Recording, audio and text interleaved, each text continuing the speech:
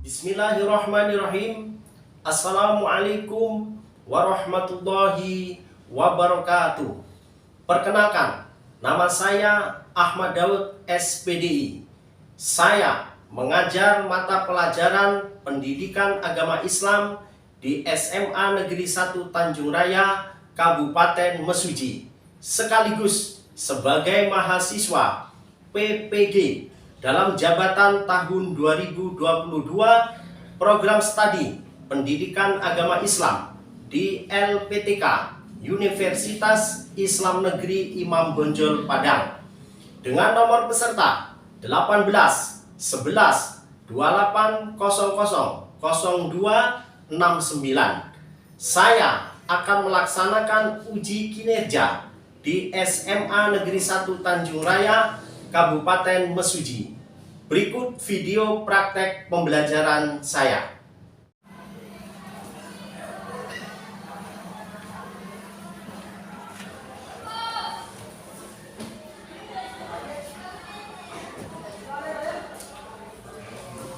Bismillahirrahmanirrahim. Assalamualaikum warahmatullahi wabarakatuh. Waalaikumsalam warahmatullahi wabarakatuh. Pada anak-anak, sebelum kita memulai pelajaran pada pagi hari ini, saya minta kepada ketua kelas untuk memimpin doa belajar. Silakan.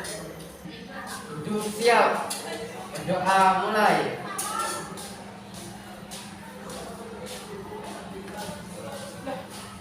Doa selesai.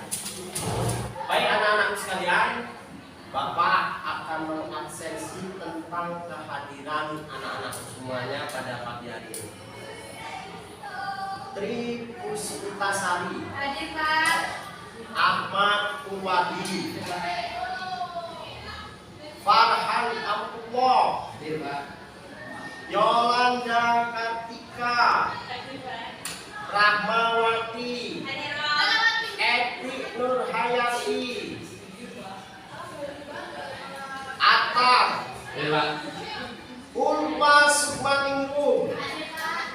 Hadir semua ya anak-anak ya? Alhamdulillah. Anak-anak sekalian, Bapak akan menanyakan tentang kabar kalian. Bagaimana kabar kalian pagi hari ini? Alhamdulillah, luar biasa. Yes. Siapa kita? Kami siswa-siswi SMA Negeri 1 Tanjung Raya beralhamdulillah berprestasi berbudaya. Terima kasih. Kasih tepuk. Baiklah kepada anak-anakku, sebelum kita memasuki pelajaran, terlebih dahulu Bapak minta untuk satu orang anak itu bisa membacakan surat Al-Quran. Saya persilakan, siapa yang mau membaca? Ya, silakan. A'udzubillahi Bismillahirrahmanirrahim. Ya ayyuhan nasu taqu rabbakumul ladzi khalaqakum min nafsin wahidatin wa khalaqa minha zawjaha wa batha minhuma rijalan katsiran wa nisaa'a wa taqullaha alladzi tasaaluna bihi wa arham innallaha kana 'alaikum raqiba. Wa atul yatama amwalahum wa la tatabaddalu khabitha billati tayyib wa la ta'bulu amwalahum ila amwalikum innahu kana hubbakum kabira. Wa in khiftum alla tuqsitu fil yatama fankihu ma taba lakum minan nisa'i matna wa thulatha wa ruba wa in khiftum alla ta'dilu fawahidatan aw ma malakat aymanukum dzalika adna alla ta'ulu wa atun nisa'a sadaqatihinna nihlata wa in dithna lakum an sya'iwa minhu nafsan faquluhu hani'an mari'a Shadaqallahul adzim. Terima kasih Bapak sampaikan kepada Nanda Eti yang telah membacakan tadarus Al-Quran. Selanjutnya saya sampaikan kepada anak-anak sebelum kita memasuki pelajaran kita di bab yang baru ini, saya meminta untuk mengulang kembali pelajaran minggu kemarin. Siapa kepada anak-anak yang akan mengulang pelajaran pada minggu kemarin?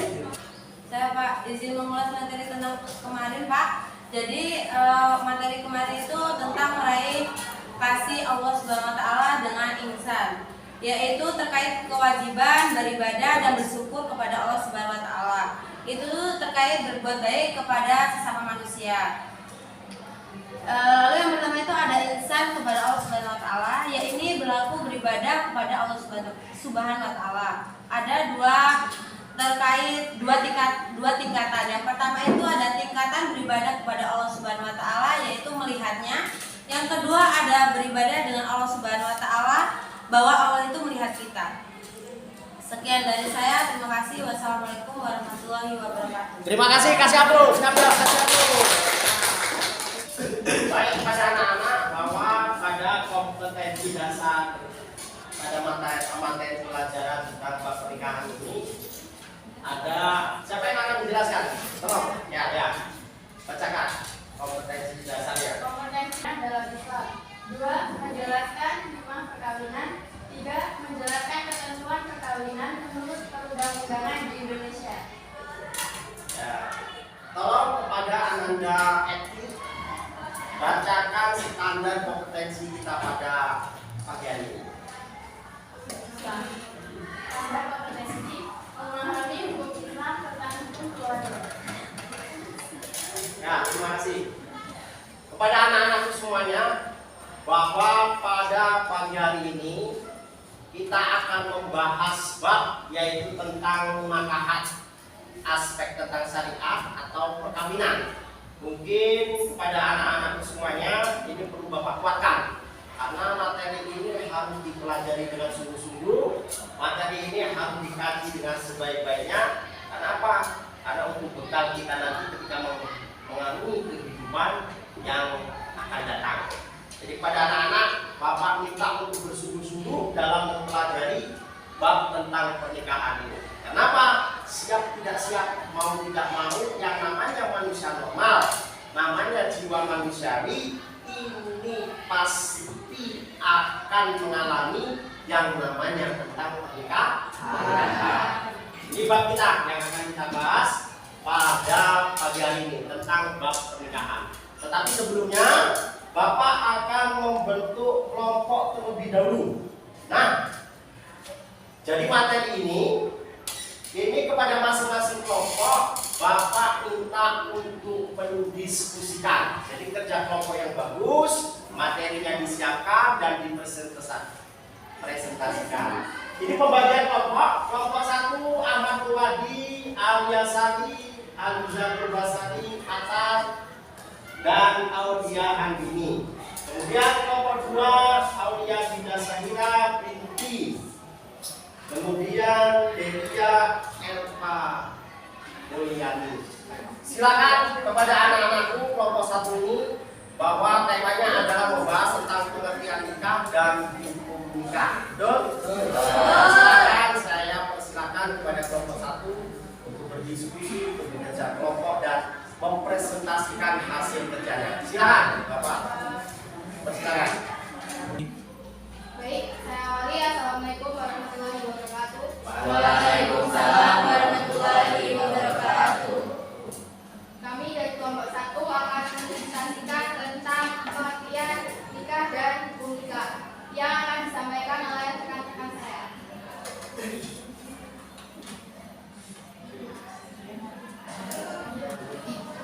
Jadi materi yang saya sampaikan yaitu pengertian nikah dalam Islam. Menurut syariat, nikah berarti melakukan suatu akad atau perjanjian untuk meningkatkan diri antara seorang laki-laki dan seorang perempuan serta menghalalkan hubungan kelamin antara keduanya dengan sukarela dan bersatu bersama demi terwujudnya keluarga yang bahagia dan diberkahi oleh Allah SWT. Jadi saya akan bahas mengenai hukum-hukum dalam pernikahan, yaitu hukum pernikahan ada 5, yaitu wajib, sunnah, makruh, mubah, dan juga haram. Hukum nikah bisa dikatakan wajib bila seseorang telah mampu baik secara fisik maupun finansial. Sedangkan bila ia tidak segera menikah dikhawatirkan bahwasanya dia akan bisa melakukan perbuatan zina. Maka dari itu dihukumkan yaitu menjadi wajib.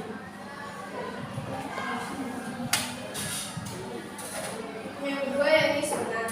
Dasar hukum nikah menjadi sunnah bila seorang menginginkan sekali punya anak dan tak mampu mengendalikan diri dari berbuat zina.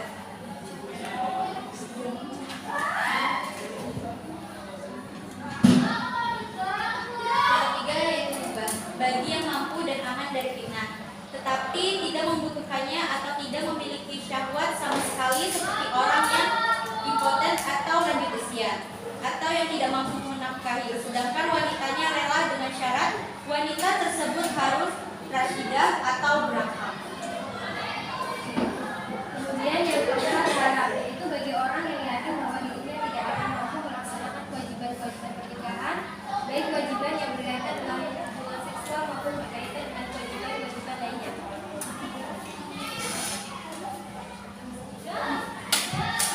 Untuk yang kelima adalah hukum makruh. Bagi seseorang yang mampu menikah tetapi dia khawatir akan menyakiti wanita yang menikahinya atau menzalimi hak istri dan buruk pergaulan yang dia miliki dalam memenuhi kemanusiaan atau tidak minat terhadap wanita dan tidak mengharapkan keturunan. Sekian yang dapat kami presentasikan. Jika ada kelompok lain ingin bertanya, silakan bertanya. Saya kelompok 1 mengenai hukumnya. Misalkan kelompok 1 memberikan contoh dalam hukum-hukum tersebut. Sekian pertanyaan saya. Baik, saya akan menjawab pertanyaan dari Rahma. Jadi contohnya yang diharam ya. Di dalam hukum haram itu contohnya misalnya nih, si Ahmad dia ingin menyelakai si Rahma dengan bertujuan menyelakai dan nikah denganmu gitu. Nah, situ dalam hukumnya dihukumkan haram. Baik, sekian dari saya. Silakan dilanjutkan. Baik, jawaban dari Atta apakah sudah jelas untuk kelompok 2 yang disampaikan oleh Atta? Ya, terima kasih, jawabannya sangat memuaskan. Baik, terima kasih dari kelompok 1 atas jawabannya. Kami kelompok 2 menerima jawaban tersebut dan sangat memuaskan. Terima kasih. Kasih aplaus, kasih aplaus.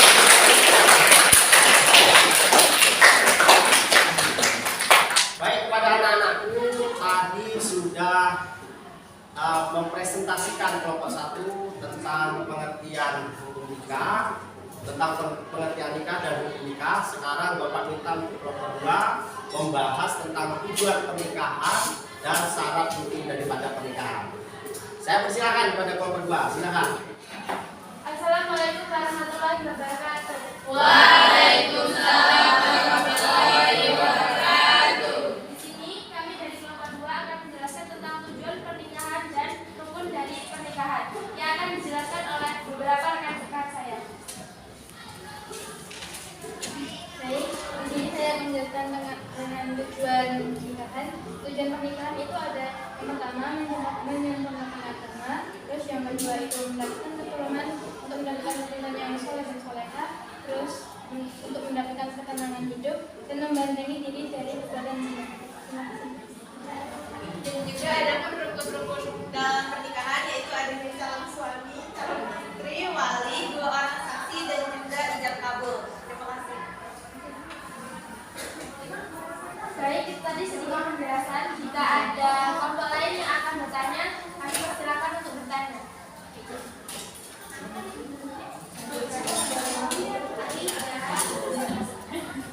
Izin bertanya untuk kelompok 2. Jadi adakah surat atau hadis yang menyatakan bahwasanya menikah itu menyempurnakan agama?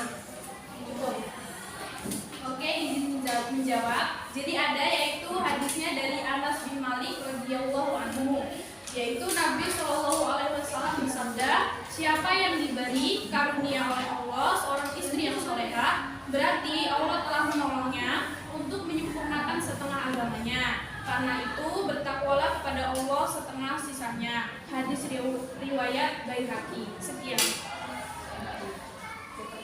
Itulah tadi beberapa sedikit materi yang sudah dijelaskan dari kelompok 2. Saya akhiri. Wassalamualaikum warahmatullahi wabarakatuh.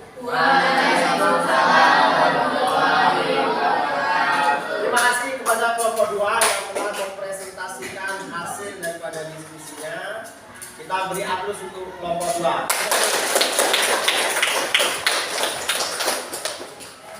Baiklah, kepada anak-anak semuanya, bahwa materi kita ini Bapak akan menyampaikan sedikit tentang hukum pernikahan dalam Islam. Karena pernikahan ini bagi kita ini tidak asing lagi.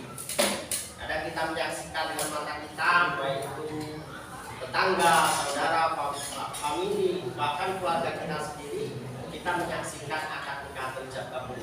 Sehingga materi ini tidak asing bagi kehidupan kita di masyarakat. Anak-anak sekalian, kita bahas pertama adalah pengertian nikah. Nikah ini dalam bahasa Arab artinya menakah, yakni dalam istilah syariat, nikah berarti melakukan suatu akad atau perjanjian. Akad itu adalah perjanjian. Perjanjian yang bagaimana? Perjanjian suci, perjanjian yang sakral. Tahu suci? Tahu. Ya bersih dia. Sakral itu ya seumur hidup sekali dan misalkan seperti itu ya. Itu suatu akad namanya. Tidak akan terulang kembali dalam hidup kecuali ada hal-hal tertentu. Kan? Boleh saja diulang kembali sampai 4 kali. Tapi kita harus menjaga hati seorang istri. Kan? Nah, untuk mengikat diri antara seorang laki-laki dengan perempuan, jadi ada ikatan, baik itu ikatan lahir maupun ikatan batin. Perjanjian itu mengikat antara lahir dan batin, antara laki-laki dan perempuan, dan menghalalkan hubungan biologis, hubungan kelamin dengan ijab qabul atau akad nikah itu, maka hubungan itu dihalalkan. Paham nggak maksud saya? Paham. Karena apa? Untuk menyalurkan hasrat manusiawi, hasrat biologis manusia. Maka supaya halal, supaya sesuai dengan syariat agama, maka ini harus dengan jalan seperti ini. Untuk menghalalkan hubungan kelamin antara keduanya dengan dasar suka sama suka, rela sama rela, tidak ada pemaksaan, dan persetujuan bersama bareng-bareng. Yang laki membutuhkan, yang perempuan membutuhkan dengan suka rela. Coba kalau nggak ada ikatan nikah, uji-ujian dulu mas, tidak? Maka jika dengan suatu pernikahan sudah ada waktunya, sudah disahkan, ya silakan bebas. Monggo bersama. Mau beranak tidak 10 boleh. Enggak ada arah. Sudah nikah, sudah di. Kira-kira seperti itu. Demi terwujudnya keluarga yang bahagia, yang jelas tujuannya adalah akad nikah itu adalah untuk membangun keluarga yang bahagia, yang tentram, yang sakinah, mawaddah warahmah, tentunya di bawah keridhaan dan naungan Allah Subhanahu wa Ta'ala, dan suatu ikatan yang namanya akad nikah. Paham? Ada pertanyaan tentang pengertian nikah? Silakan. Oh ya, bagaimana Mbak Eti? Bagaimana kalau seorang manusia itu tidak memiliki keinginan untuk menikah, Pak? Apa hukumnya dalam Islam? Dia nggak punya hasrat untuk menikah. Normal dia. Oh, apa yang menyebabkan dia tidak mau menikah?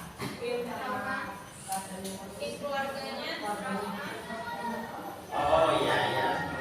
Boleh. Tapi pada dasarnya menikah ini hukumnya itu adalah jais. Boleh melaksanakan nikah, boleh. Tidak juga tidak apa-apa, ya kan? Tetapi kalau mengikuti sunnah Nabi, ini menjadi hukumnya sunnah. Sunnah itu yang bagaimana? Ketika seseorang itu merindukan pernikahan, dia ingin menikah, ya kan? kuat fisiknya, kuat mentalnya, kuat ekonominya. Dan dia kalau tidak merindukan pernikahan, dia merindukan pernikahan. Maka sebaiknya orang seperti ini harus menikah. Tetapi kalau tidak ada keinginan untuk menikah, harta tidak punya, fisik nggak punya, nggak kuat, dan tidak merindukan pernikahan, jais dia, boleh nggak menikah. Tetapi apa kata Rasulullah? Dia bukan golongan. Kenapa? Karena Rasul ini saya sholat, tidur, berpuasa, makan dan minum, dan menikahi wanita. Berarti sudah kan? Kalau itu Rasul, kalau kamu nggak menikah seumur hidup, boleh Pak, boleh, tidak apa-apa. Tapi pertanyaan normalnya ini. Bahkan siapa yang tidak suka dengan perbuatan sunat menikah, ya kan? Artinya maka dia termasuk bukan dari golongan. Kenapa? Dia tidak mengikuti sunat Nabi. Maka saran saya bagi orang yang merindukan pernikahan sebaiknya segera menikah. Terima kasih. Perhatikan anak-anak, kita bahas tentang hukum nikah. Yang pertama, hukum nikah ini adalah sunnah. Apa yang sunnah itu? Tolong dibaca pada mandanya itu. Pengertian sunnah. Ya. Jadi untuk yang hukum nikah yang sunnah itu dia bagi yang ingin menikah dan mampu menikah dan mampu juga segalanya, tetapi dia bisa mengendalikan diri dari kezinaan, itu hukumnya sunnah. Oh ya, betul, saya siap dulu. Hukum sunnah ini, hukum pernikahan tentang sunnah ini adalah dia mampu mengendalikan diri dari perbuatan zina. Dia mampu mengendalikan diri dari perbuatan zina, fisiknya mampu, ekonominya mampu, dan dia merindukan tentang pernikahan. Ada kemauan untuk nikah. Maka sebaiknya orang-orang yang rindu tentang pernikahan ini sebaiknya segera menikah. Kenapa? Di balik pernikahan itu mengandung pahala yang besar. Pahala yang besar apa? Banyak sekali, ya kan? Yang tadinya diharapkan ketika mencuri istrinya menjadi pahala. Yang tadinya mencuri diharapkan ketika berjalan bersama menjadi ibadah. Jadi bagi orang yang sudah mampu secara fisik, ekonomi, mental, dan dia merindukan kasih sayang, merindukan pernikahan, maka dia sebaiknya segera menikah. Hukum nikah ini bisa berubah menjadi wajib. Apa? Bagi yang ingin menikah, dia mampu menikah, tetapi ia khawatir berbuat zina jika tidak segera menikah. Mampu fisiknya, mampu ekonominya, mampu finansialnya, mampu tenaganya, semua mampu. Tetapi dia kalau tidak menikah, ini dikhawatirkan terjerumus pada perzinahan, maka hukum nikah ini wajibnya. Kemudian makro ini adalah ketika dia khawatir tidak bisa memberikan nafkah, baik itu nafkah lahir dan batin. Ketika dia menikah tidak bisa memberikan sandang, pangan, papan kepada anak dan istrinya, tidak bisa memberikan nafkah lahir, nafkah batin. Hal seperti itu, maka hukum pernikahan itu menjadi makruh. Belum mampu dia. Terakhir adalah hukum nikah itu adalah haram bagi orang yang menikah yang tujuan menikahnya hanya menyakiti calon istrinya. Saya mau menikah, tapi nanti ketika sudah jadi istri saya akan saya asak, akan saya dolimi, akan saya aniaya, saya akan balas dendam, akan saya bunuh. Maka hukum-hukum pernikahan akan saya terlantarkan. Maka hukum-hukum pernikahan seperti ini haram hukum. Baiklah kepada anak-anak sekalian, di penghujung daripada pembelajaran kita ini, Bapak minta kepada anak-anak untuk bisa menyimpulkan dan merefleksikan hasil daripada proses pembelajaran kita ini. Saya minta satu anak untuk menyimpulkan daripada pembelajaran kita. Ya, silakan. Izin menyimpulkan hasil pembelajaran pada hari ini, yaitu di mana hukum pernikahan itu banyak macamnya, ada sunnah, ada wajib, dan tujuannya juga banyak. Kita perlu memahaminya dengan sesama, karena kalau kita salah pemahaman maka itu akan buruk akibatnya. Itu yang dapat saya simpulkan pada hari ini, Pak. Ya, terima kasih kepada Delia yang telah menunjukkan materi pada hari ini. Selanjutnya kepada anak-anakku, Bapak minta untuk merefleksikan hasil pembelajaran pada pagi hari ini. Siapa yang akan? Oh ya, silakan. Ya, silakan kepada Ananda. Jadi izin merefleksi untuk kegiatan pelajaran pada pagi hari ini mengenai bab pernikahan, bahwasanya memang sebagai manusia itu hidup berpasangan sudah menjadi kodratnya, saling menyayangi, saling mengasihi itu sudah menjadi hal yang wajar. Jadi semoga kita kelak memiliki pasangan sesuai dengan syariat Islam. Terima kasih. Terima kasih kamu. Baiklah kepada anak-anakku, di akhir daripada pembelajaran kita pada hari ini, kita sudah bersama-sama. Mudah-mudahan apa yang kita pelajari bersama ini akan mendapatkan keberkahan dari doa dari Allah Subhanahu wa Ta'ala. Dan mudah-mudahan apa yang kita pelajari ini bisa berkesan di hati kita, bisa menjadi modal kita dalam menghadapi kehidupan di dunia ini, wabil khusus nanti kehidupan di masa yang akan datang. Saya berpesan kepada anak-anakku semuanya, carilah jodoh, carilah pasangan hidupmu itu yang sesuai dengan tuntunan dan syariat Islam. Amin ya rabbal alamin. Mari kita tutup bersama-sama pertemuan kita pada pagi hari ini dengan membaca hamdalah. Terima kasih. Mohon maaf atas segala kesalahan kehilafannya. Apabila ada tutur bahasa yang tidak berkenan, kepada Allah saya mohon ampun. Wallahu a'lam. Assalamualaikum warahmatullahi wabarakatuh. Waalaikumsalam warahmatullahi wabarakatuh.